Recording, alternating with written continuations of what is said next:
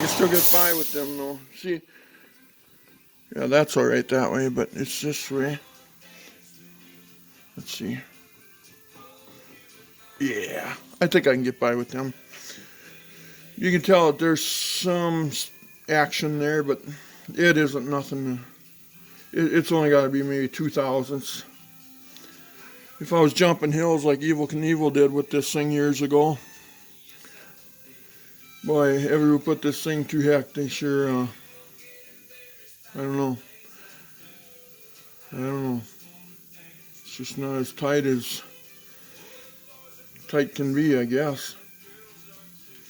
But yeah, I'm gonna head to the other side and get that side stripped apart in this manner, and which I don't have too far to go.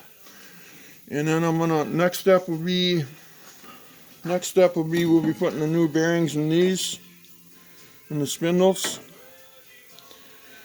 and then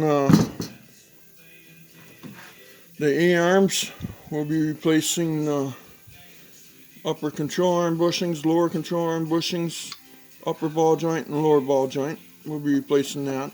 So that'll be the next video. I guess this concludes this video.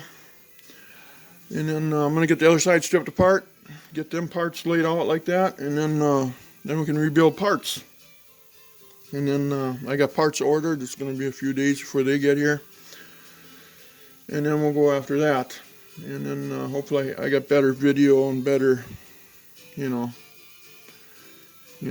So anyway, I apologize for the video.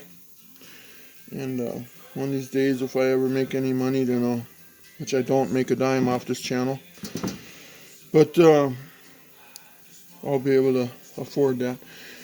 But anyway, I'm throwing my money at parts because Evel Knievel, I'm looking for his autograph signature somewhere, but I ain't finding it, and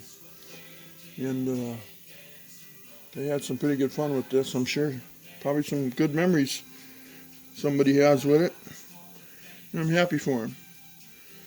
But when you beat on something, you gotta expect parts to fail, and then you gotta expect to do maintenance on it as well. So, but anyway, please like and subscribe, guys, and take care. Have a good day, and I'll catch you on the next video. Bye-bye. Thank you. Bye-bye.